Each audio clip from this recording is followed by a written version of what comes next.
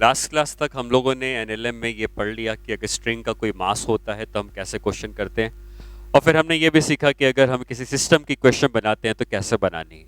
System की question आगे भी आएंगी, लेकिन उसके पहले हमें एक और पार्ट पढ़ना है जो बहुत इंपॉर्टेंट है, वो है कांस्टेंट मोशन या कांस्टेंट इक्वेशन।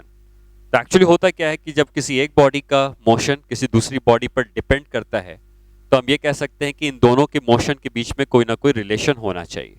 तो हम यही रिलेशन निकालना चाहते हैं कि एक बॉडी का जो डिस्प्लेसमेंट है वो दूसरी बॉडी के डिस्प्लेसमेंट के संग किस तरीके से रिलेशन आता है।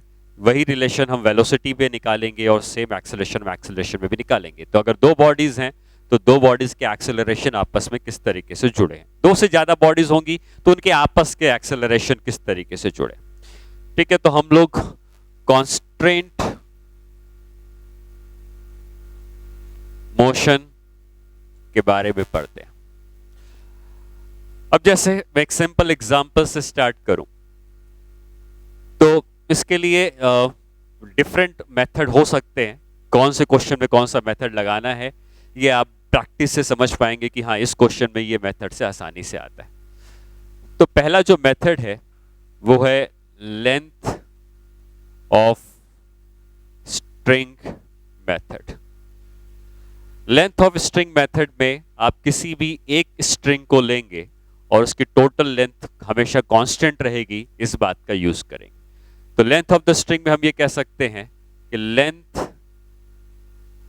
Of string is always constant. ठीक है, length of the string is always constant. अब जैसे मान लीजिए मैं एक एग्जांपल से स्टार्ट करता हूं। एक पुली है, यहां पर एक पुली से रस्सी से गया है, एक मास हैंग कर रहा है इस जगह पर, और एक दूसरा मास है जो इधर हैंग कर रहा है।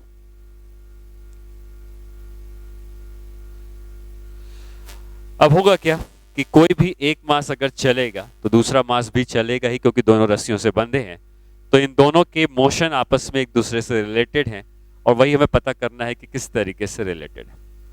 तो आप इस बात को समझिए कि जो रस्सी हमको दिख रही है, इसकी इधर की लेंथ मान लेते हैं L1 की है, और इधर की जो लेंथ है वो L2 की है। ठीक है, तो यहां से यहां तक की जो लेंथ है ये पूरी L2 है, ये पूरी L1 है। अब भले ही मोशन हो जाएगा, अच्छा ये पुली के ऊपर से जो लेंथ पास करी है उसको हम इग्नोर कर रहे हैं, या उसके होने से कोई फर्क भी नहीं पड़ेगा। तो हम सिर्फ इधर वाली लेंथ L2, इधर वाली लेंथ L1 ले रहे हैं। मान लेते हैं कि ये वाला मास नीचे आ जाता है, और कुछ देर के बाद ये वाला मास नीचे आकर यहां पहुंच जाता है। ये मास नीचे आ गया, और ऑब्वियसली अगर ये वाला मास नीचे आएगा तो जो दूसरा मास था, ये मैं दोबारा बना रहा हूं, दूसरा मास था ये ऊपर चला जाएगा।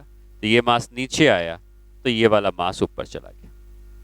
तो आप इस बात को समझिए, जो ब्लू कलर से बनाया गया है ये फाइनल डायग्राम है, और जो ब्लैक कलर से बनाया गया है वो इनिशियल डायग्राम। ठीक है, ये लेंथ जो मैं L2 की कह रहा हूं ये इनिशियल लेंथ है, जो ब्लैक वाली मैं बात कर रहा था ये ब्लैक वाली लेंथ जो है वो L2 की है, और यहाँ पे जो ये ब्लैक वाली लेंथ है इधर से इधर तक ये L1 की है।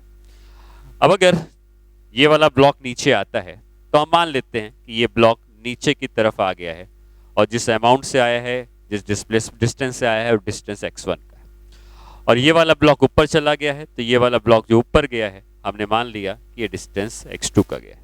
ठीक है, तो ब्लैक इनिशियल पोजीशन थी, ये ब्लॉक चल के यहां गया, और जो ब्लॉक नीचे था ऊपर चला गया। ये ब्लॉक नीचे x1 आया है, ये ब्लॉक ऊपर x2 गया।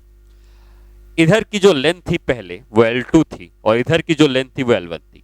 क्या अब हम ये कह सकते हैं कि L1 की लेंथ चेंज हो गई है? क्योंकि इस तरफ जो लेंथ बची है ब्लू वाली, वो आप कह सकते हैं इसको मैं x1 मान लेता हूं। ठीक है, क्योंकि ये 2 वाला 2 के संग रहेगा, 1 वाला 1 के संग रहेगा। अब ये L1 है, अगर ये ऊपर चला जाता है x1 तो हम ये कह सकते हैं कि इतनी लेंथ में से ये लेंथ घट जाएगी, तो क्या ये वाली लेंथ निकाली जा सकती है, और इधर की जो लेंथ बचेगी वो हो जाएगी L1 माइनस x1 के बराबर। तो ये जो लेंथ यहां से यहां तक बच रही है ये L1 माइनस x1 के बराबर। ठीक, और ये लेंथ L2 की पहले थी, अगर ये x2 और नीचे चला गया है तो ये पूरी लेंथ यहां से यहां तक जो आएगी ये L2 प्लस x2 के बराबर होनी चाहिए। आप ये कहोगे कि जितनी लेंथ स्ट्रिंग की पहले थी उतनी लेंथ बाद में भी थी, तो initial length of the string को हम L1 प्लस L2 कहेंगे। ठीक है, L1 ये लेंथ है, L2 ये लेंथ है, ये स्ट्रिंग की टोटल लेंथ है। फाइनल लेंथ जो स्ट्रिंग की है उसमें इधर की जो लेंथ बची है वो L1 माइनस X1 की बची है, और इधर की जो लेंथ बची है वो L2 प्लस X2 की बची है। तो हम ये कह सकते हैं कि फाइनल लेंथ जो है उसमें L1 की लेंथ L1 माइनस X1 हो गई है, ये वाली लेंथ, और जो L2 की लेंथ थी वो बढ़कर L2 प्लस X2 हो गई। क्योंकि स्ट्रिंग की टोटल लेंथ हमेशा कांस्टेंट रहनी है, तो हमने इनिशियल और फाइनल लेंथ को बराबर किया। L1 L1 cancel, L2 L2 cancel, और X1 और X2 को एक दूसरे के बराबर कर देंगे। ये इनके डिस्प्लेसमेंट में रिलेशन। जो रिलेशन डिस्प्लेसमेंट में होता है वही रिलेशन वेलोसिटी में आ जाएगा। डिफरेंशिएट करेंगे तो वेलोसिटी आ जाएगी, और फिर हम वेलोसिटी को जब डिफरेंशिएट करेंगे तो हमारे पास एक्सेलरेशन आ जाएगा।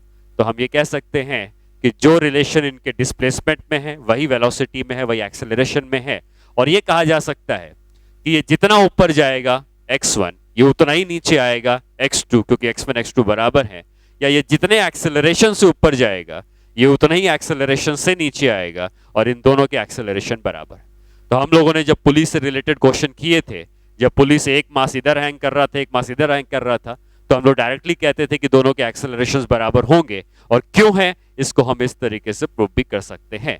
और इसलिए हम दोनों के कॉमन एक्सेलरेशन लेते थे कि ये ए से ऊपर जाएगा तो ये ए से नीचे आएगा, और वो ए कितना था वो भी हमने सॉल्व करके निकाला था। ठीक है, कांस्टेंट इक्वेशन का यूज तब होता है जब पुली मूवेबल होती है। मूवेबल पुली का मतलब क्या है? तो जैसे ये पुली जो है, अगर इसको मैंने सीलिंग से हैंग कर दिया तो ये फिक्स पुली कही जाएगी।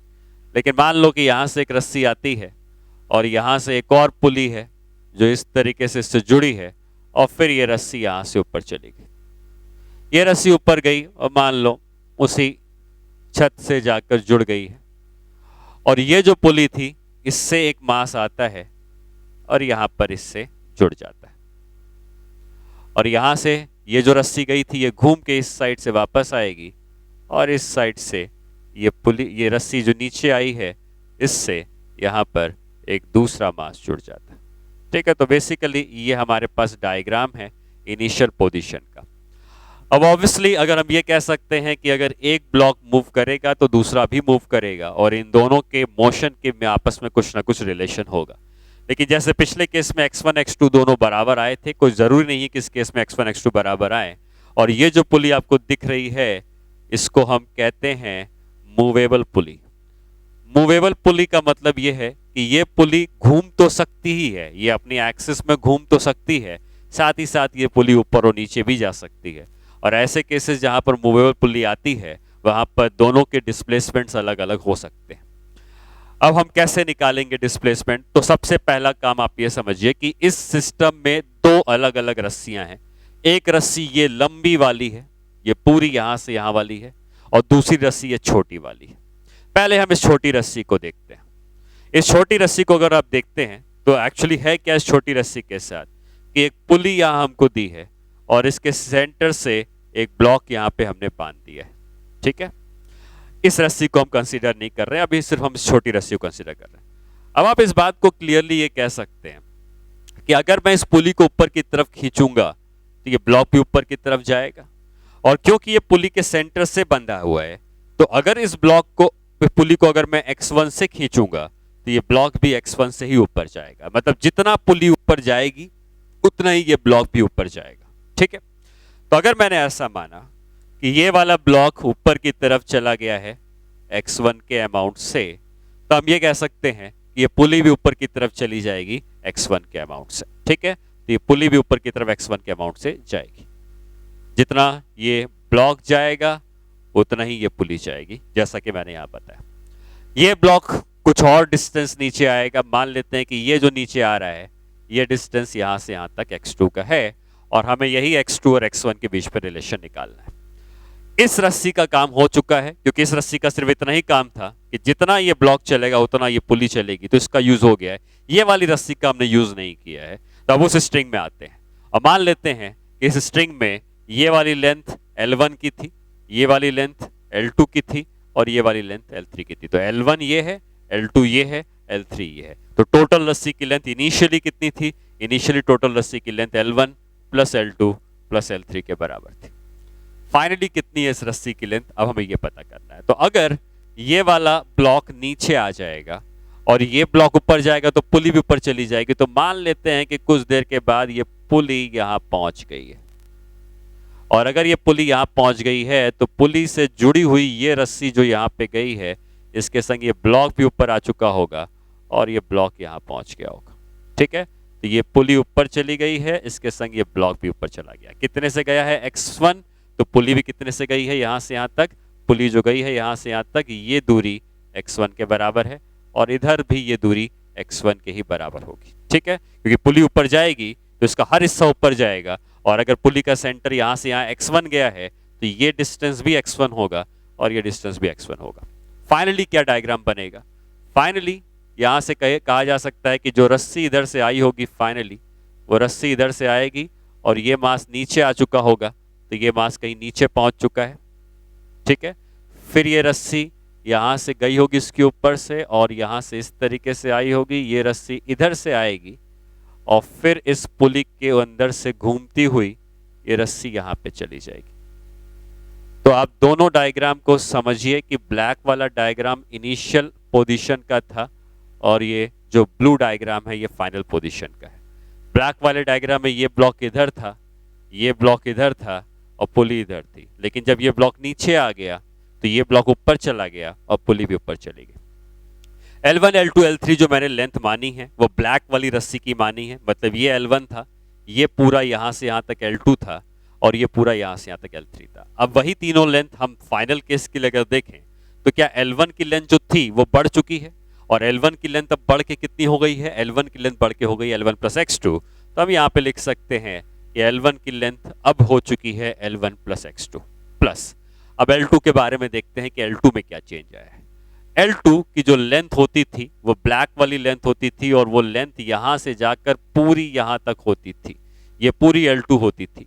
लेकिन अगर ये पुली x2 x1 से यहां चली गई है तो अब ये ब्लू वाली रस्सी यहीं से घूम के चली गई है, तो हम कह सकते हैं कि जो L2 पहले यहां से यहां तक का था अब वो L2 सिर्फ इतना बचा है, मतलब L2 में से कितना कम हो गया, x1 कम हो गया है, L2 पहले यहां तक था, पुली ऊपर चली गई है तो इतना ही बचा है। वो लेंथ कितनी हो गई है, L2 minus x1 plus L3 की बात करते हैं। L3 की लेंथ ये वाली है, ये लेंथ L3 की है और ये लेंथ जो L3 की है ये लेंथ L3 यहां से यहां तक थी, लेकिन जैसे ये पुली ऊपर गई L3 की लेंथ में अगेन इतना चेंज आ गया है क्योंकि ब्लू रस्सी सिर्फ यहां से यहां तक है, तो L3 की लेंथ में भी x1 से डिक्रीज हुआ होगा, तो हम यहाँ पे लिख सकते हैं L3 माइनस x1। अब L1 LHS RHS से कैंसिल, L2 भी कैंसिल, L3 भी कैंसिल, यहाँ बचेगा 0 is equal to x2 minus x1, तो हम लिख सकते हैं x2 is equal to 2x1। ये इनके बीच में रिलेशन आया है और रिलेशन ये कहता है कि ये जो चलता है x2 और ये चलता है x1, तो x2 जो चलेगा वो x1 का दुगना चलेगा, तो ये ब्लॉक जितना भी चलेगा उसका दुगना ये वाला ब्लॉक चलेगा। वही रिलेशन आप वेलोसिटी में कह सकते हैं v2 is equal to 2v1 और सेम एक्सीलरेशन में कह सकते हैं a2 is equal to 2a1। ठीक है, तो ये रिलेशन इनके डिस्प्लेसमेंट, वेलोसिटी और एक्सीलरेशंस के बीच में आ गया। नेक्स्ट प्रॉब्लम में आते हैं।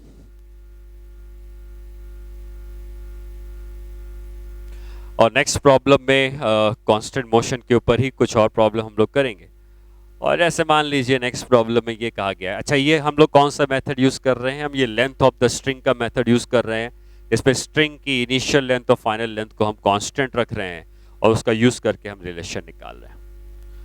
हो सकता है कि कोई इंक्लाइंड प्लेन हो और इस इंक्लाइंड प्लेन में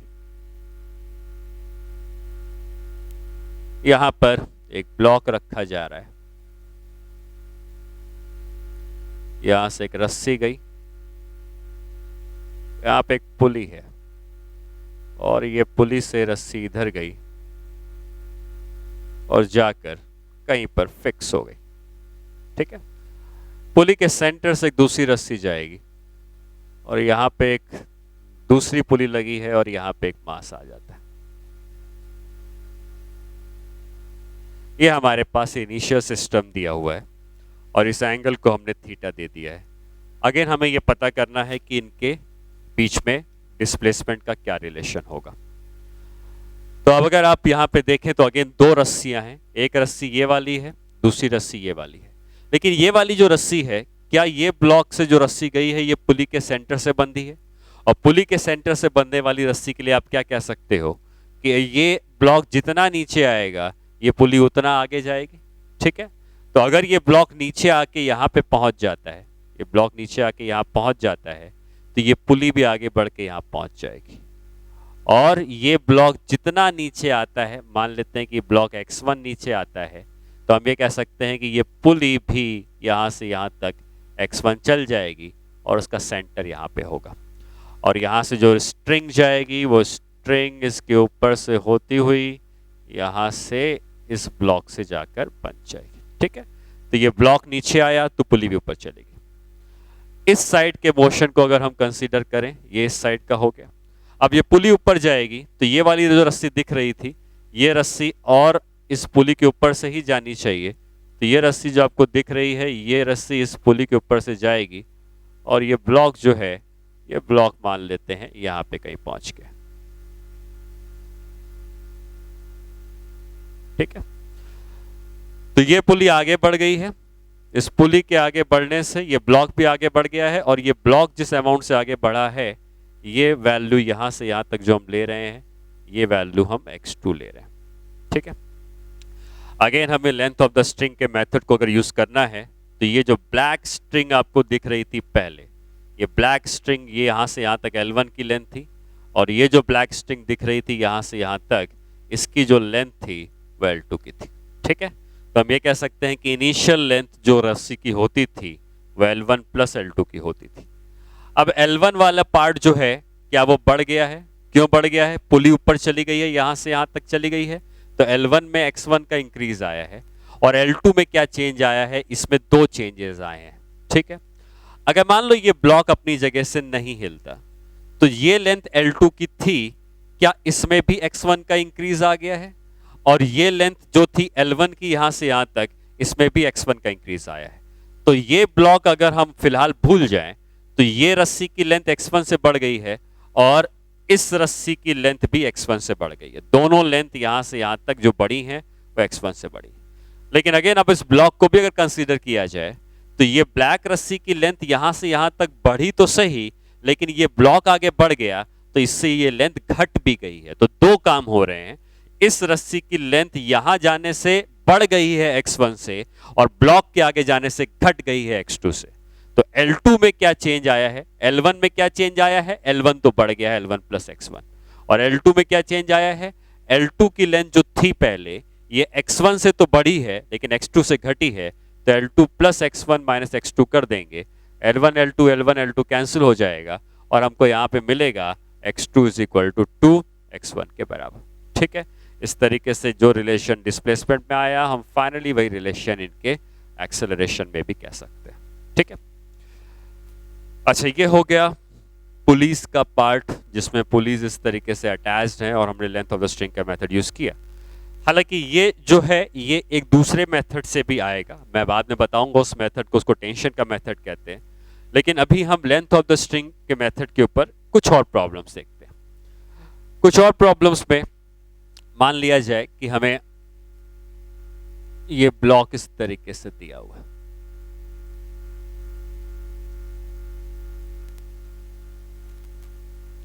यहां पर एक पुली अटैच्ड है,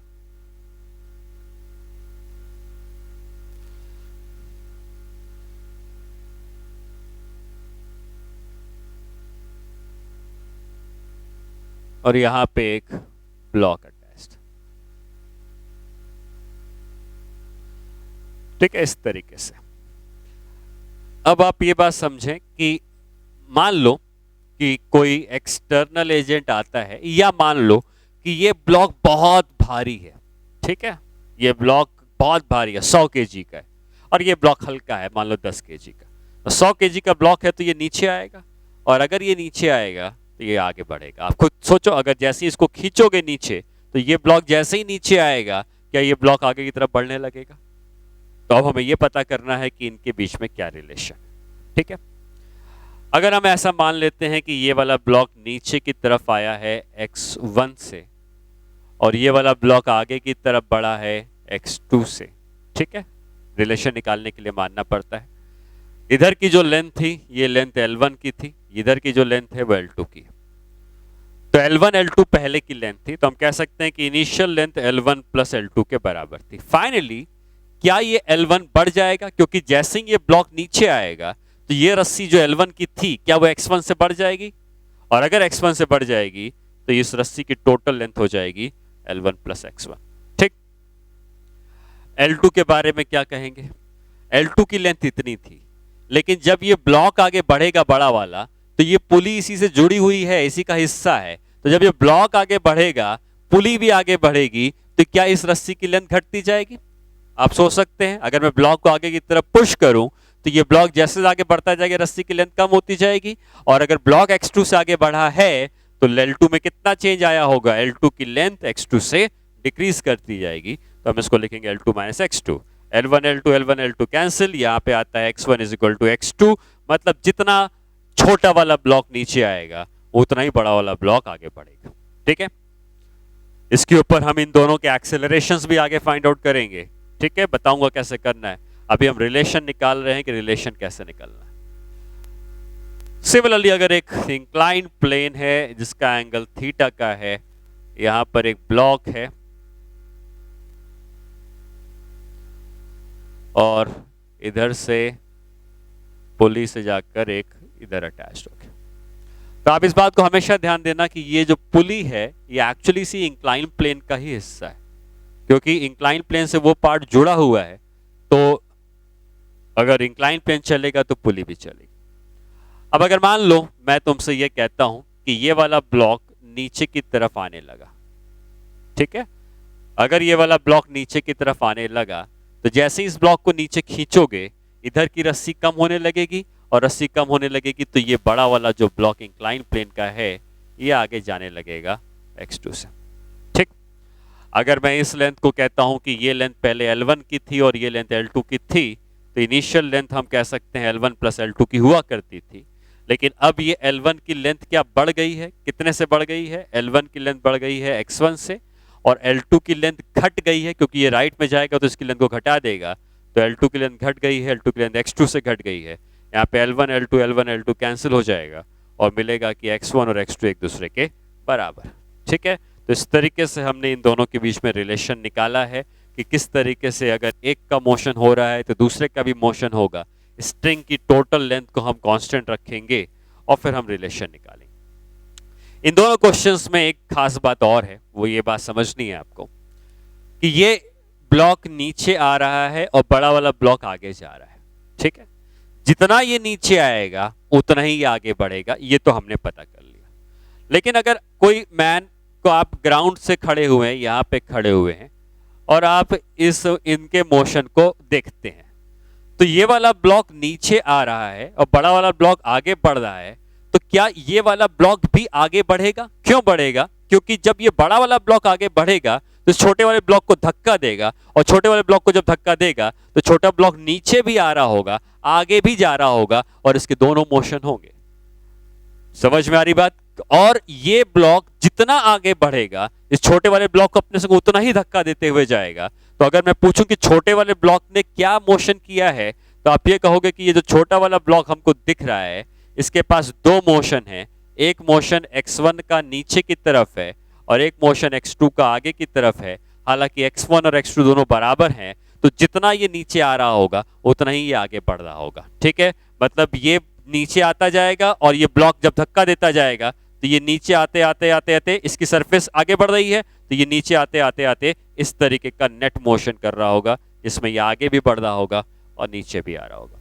सेम हम यहां भी कह सकते हैं, क्योंकि ये इसकी सरफेस पे रखा है और इसकी सरफेस पे रखा है तो ये नीचे तो आ ही रहा है इंक्लाइन सरफेस के, लेकिन ये जो सरफेस आपको दिख रही है ये इंक्लाइन प्लेन का हिस्सा है, तो ये आगे भी बढ़ रहा होगा। तो इसके पास दो मोशन होंगे, एक मोशन नहीं होगा। और कोई ग्राउंड से अगर खड़ा होकर देखता तो वो कहता कि ये जो ब्लॉक हमको दिख रहा है ये दो मोशन करता है, एक मोशन इंक्लाइन प्लेन के अलोंग करता है x1 के अमाउंट से, और एक इंक्लाइन प्लेन के सॉरी हॉरिजॉन्टल डायरेक्शन में करता है x2 के अमाउंट से। हालांकि x1 x2 दोनों बराबर हैं, तो जितना ये इस तरफ आएगा उतना ही आगे भी बढ़ रहा होगा। अगर इसी क्वेश्चन में हम थोड़ा सा एडिट करें, ठीक है, हमने ये सीख लिया कि x1 जो नीचे आ रहा है, x2 जो आगे बढ़ रहा है, दोनों बराबर हैं। साथ ही साथ इसके दो मोशन हो रहे थे, ये नीचे और आगे दोनों बढ़ रहा था। ठीक है, तो ये पार्ट समझ में आ गया। फिलहाल हमें रिलेशन निकालना था x1 x2 के बीच में, तो वो रिलेशन हमने निकाल लिया। अब अगर मान लो कि यहाँ पर एक हम और पुली लगा देते हैं जो जाकर दीवार से हैंग है, जुड़ी हुई है, अटैच्ड है, और फिर यहाँ से एक और पुली आती है और ये भी जाके अटैच्ड।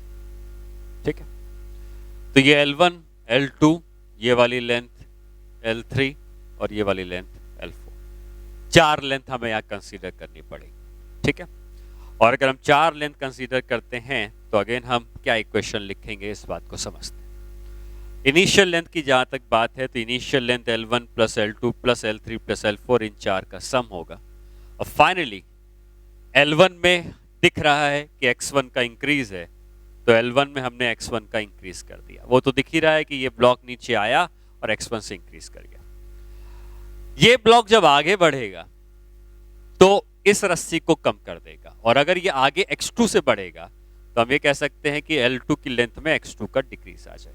ठीक, ये रस्सी की लेंथ L3 है, ये L3 रहेगी क्योंकि ये दोनों पुली फिक्स हैं, इसमें कोई भी चेंज नहीं आने वाला है, तो L3 वैसे का वैसा रहेगा। अब आता है L4। ठीक है, L4 के बारे में आप ये कह सकते हो कि जब ये बड़ा वाला ब्लॉक आगे बढ़ा तो आगे बढ़ने से, इसके आगे बढ़ने से ये रस्सी भी कम होगी, ये रस्सी भी कम होगी, क्योंकि जैसे जैसे आगे बढ़ता जाएगा इधर की रस्सी भी कम होती जाएगी, ये सरफेस आगे बढ़ती जा रही है, तो ये रस्सी भी कम हो रही है, ये रस्सी भी कम हो रही है, और जितना ये आगे बढ़ेगा x2 उतना ही कम यहाँ कराएगा, उतना ही कम यहाँ कराएगा, तो L4 की लेंथ में हम कह सकते हैं x2 का डिक्रीज। ठीक है, अब L1 L2 L3 L4 cancel हो जाएगा, तो 0 is equal to x1 minus 2x2 बचेगा, या हम इस केस में कह सकते हैं कि x1 2x2 के बराबर होगा। ठीक है, ओके, नेक्स्ट प्रॉब्लम में आते हैं। नेक्स्ट प्रॉब्लम में हमें क्या सीखना है कि हमने जैसे स्ट्रिंग के मेथड के ऊपर ये सारे क्वेश्चंस किए, इसमें हमने स्ट्रिंग की लेंथ को कांस्टेंट किया। अगर मान लो एक प्रॉब्लम कुछ इस तरीके की दी जाती, जिसमें ये इंक्लाइन प्लेन है, इंक्लाइन प्लेन के ऊपर हमने एक प्रॉब्लम अभी की थी। यहाँ पे एक ब्लॉक, ये पुली है इधर, तो यहां से अगर एक रस्सी इधर जाती है, फिर एक पुली इधर आ जाती है, पुलिस यहाँ पे फिक्स कर देते हैं किसी सपोर्ट से, और फिर इधर से एक स्ट्रिंग आती है, स्ट्रिंग आगे बढ़ती है, यहाँ पे कहीं पर एक दूसरी पुली है इधर अटैच्ड है, ये रस्सी नीचे आई और फिर यह इधर से एक पुली अटैच करके हमने इस रस्सी को वापस इस इंक्लाइन प्लेन से जोड़ दिया। ठीक है, तो इस तरीके का कुछ आपको डायग्राम दिया हुआ है। और अगर हम ये कहते हैं कि कोई एक ब्लॉक को हम अगर x1 मानते हैं कि ये वाला ब्लॉक अगर नीचे की तरफ आ रहा है x1 के अमाउंट से, और ये वाला ब्लॉक जो बड़ा वाला है अगर ये आगे की तरफ जा रहा है x2 के अमाउंट से, तो हमें ये x2 से आगे बढ़ा है, ठीक है, तो पुली भी x2 से आगे बढ़ी होगी, तो इनके बीच में हमें रिलेशन चाहिए। रस्सी की जहाँ तक लेंथ की बात है, तो इसकी लेंथ तो L1 मान लो, इसकी लेंथ L2 मान लो, इसकी लेंथ L3 मान लो, इसकी लेंथ L4 और इसकी लेंथ L5, 5 लेंथ्स हैं। ठीक है, टोटल लेंथ अगर हम लिखें तो L1 plus L2 plus L3 plus L4 plus L5, ये टोटल लेंथ है। अब एक एक करके सारी रस्सियों की लेंथ में चेंज देखते हैं, तो L1 की लेंथ क्या बढ़ गई है, और L1 की लेंथ बढ़ के अब कितनी हो गई है, L1 प्लस x1। L2 की लेंथ कितनी हो गई है, जो L2 पहले यहाँ से यहाँ तक होता था, इस ब्लॉक के आगे बढ़ने से ये x2 से कम हो जाएगा, तो L2 माइनस x2 कर दिया, प्लस L3 जो होता था ये तो चेंज नहीं कर सकता, ये फिक्स है, लेकिन और ये भी फिक्स है, तो अगर ये दोनों फिक्स हैं तो ये आगे बढ़ेगा तो ये तो चेंज हो जाएगा, लेकिन ये लेंथ में कोई चेंज नहीं है, तो L3 वैसे का वैसा रख देंगे। सिमिलरली ये दोनों पुली फिक्स है, L4 में कोई चेंज नहीं आएगा, L4 को वैसा वैसा रख देंगे। और ये जो लेंथ L5 की है, अगर ये x2 से आगे बढ़ जाएगा तो क्या इसकी लेंथ को x2 से बढ़ा देगा, क्योंकि आगे की तरफ बढ़ रहा है, और हम कह सकते हैं कि L5 की लेंथ चेंज होकर L5 प्लस x2 हो जाएगी। L1 L2 L3 L4 L5 सब कैंसिल हो जाएगा, राइट हैंड साइड में बचेगा x1 इसके पास माइनस x2 इसके पास, इनके पास 0 0 और उसके पास प्लस x2, इसका मतलब x1 इज इक्वल टू 0 क्योंकि x2 कैंसिल हो जाएगा और x1 इज इक्वल टू 0।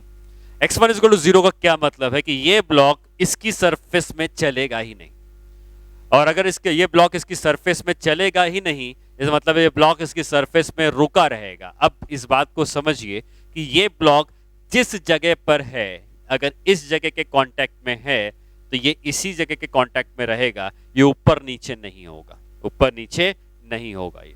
हाँ, लेकिन अगर आप ग्राउंड से देख रहे होंगे तो क्या इसके पास दो मोशन हम कहते हैं, एक कहते इधर वाला और एक कहते इसकी सरफेस में रखा है तो इधर वाला।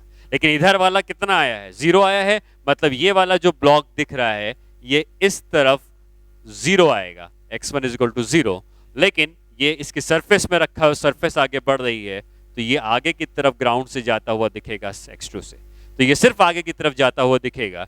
ये जिस जगह पे रखा है उस जगह पे रखा रहेगा। इंक्लाइन सरफेस आगे बढ़ेगी तो ये ब्लॉक इसके ऊपर रखा रहेगा, और सरफेस आगे बढ़ेगी तो ब्लॉक भी उसके संग आगे की तरफ उतना ही अमाउंट से बढ़ेगा। तो हम कह सकते हैं कि ब्लॉक कितना बड़ा है, जब भी कोई चीज पूछी जाती है तो बताएगा कि ग्राउंड से अगर कोई देख रहा होता तो कितना बढ़ता हुआ दिखता, तो ग्राउंड से हमको ये आगे की तरफ जाता हुआ दिखता और x2 के अमाउंट से आगे की तरफ जाता हुआ दिखता। ठीक है, अब हम लोग कुछ ऐसे क्वेश्चंस करेंगे जिसमें कि जो ब्लॉक होगा वो स्ट्रिंग के अलोंग नहीं बल्कि किसी और डायरेक्शन में जाए।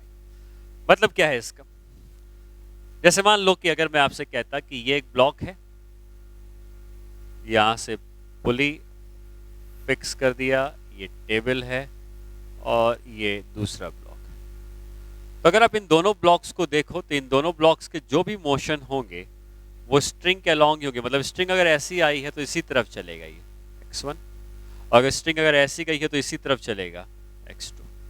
ठीक है, स्ट्रिंग की लेंथ के मेथड में आप इसको इस तरीके से भी सोच सकते हो कि जब भी कोई मोशन होता है, दो ब्लॉक अगर हैं, तो एक ब्लॉक अगर लेंथ को बढ़ाएगा, जैसे अगर ये वाला ब्लॉक नीचे आ जाएगा तो इस लेंथ को बढ़ाएगा, तो दूसरा वाला ब्लॉक आगे बढ़ेगा और लेंथ को घटाएगा। जितना एक ब्लॉक लेंथ को बढ़ाने का काम करेगा उतना ही दूसरा ब्लॉक लेंथ को घटाने का काम करेगा, जिससे कि टोटल लेंथ में कोई भी चेंज ना आ पाए। ठीक है, तो अगर ये लेंथ यहां से यहां तक थी, अगर इसको हम नीचे लाते हैं और ये x1 से बढ़ जाती है तो जितनी लेंथ यहां पे बढ़ेगी उतनी लेंथ यहां पे घटेगी। मतलब आप ये कह सकते हो कि इंक्रीज इन लेंथ, इसको अगर हम A कहते हैं, इसको B कहते हैं, increase in length of string bye block A is equal to decrease in length of string by block B। मतलब जितना लेंथ को बढ़ाने की कोशिश करेगा उतना ही दूसरे लेंथ को घटाने की कोशिश करेगा। तो ये लेंथ जितनी भी थी कितने से बढ़ रही है, क्या x1 से बढ़ रही है ये लेंथ, ये नीचे आएगा तो x1 से बढ़ रही है, और जब ये वाला ब्लॉक आगे बढ़ रहा है x2 से तो ये x2 से आगे बढ़ेगा, तो ये x2 से लेंथ को घटाएगा, तो जितना एक बढ़ाएगा उतना दूसरा घटाएगा और आप दोनों को बराबर कर देते हो। ठीक है, या आप ऐसे कहते थे ये L1 था ये L2 था, तो L1 plus x1 is equal to L2 minus x2, वही रिलेशन आता। या आप डायरेक्टली कह सकते हो कि एक ब्लॉक जो लेंथ को बढ़ा रहा है, दूसरा ब्लॉक जो लेंथ को घटा रहा है, दोनों के दोनों आपस में इक्वल होने चाहिए। अब आते हैं कि अगर ये ब्लॉक इसी लेंथ के अलोंग स्ट्रिंग के अलोंग मोशन कर रहा है और ये वाला ब्लॉक भी इसी स्ट्रिंग के अलोंग मोशन कर रहा है, तो दोनों के मोशन अलोंग द स्ट्रिंग थे तो कोई दिक्कत नहीं हुई। बट लेट्स से कि ये एंगल थोड़े अलग हो जाते हैं, और एंगल थोड़े अलग होने का मतलब कि मान लेते हैं कि ये ब्लॉक जो रखा है ये ग्राउंड पे इस तरीके से रखा है और यहाँ से एक रस्सी गई है जो किसी एंगल पे गई हुई है, यहाँ से एक पुली हम लेते हैं जो किसी सपोर्ट से बांधकर यहाँ पे दूसरा ब्लॉक आ जाता है। अब ये वाला ब्लॉक जो है ये सरफेस पे रखा है और किसी भी समय, मतलब जिस समय हम लोग देख रहे हैं उस समय ये एंगल थीटा के बराबर दिया, उस समय ये angle theta, obviously theta time के संग चेंज होता रहेगा।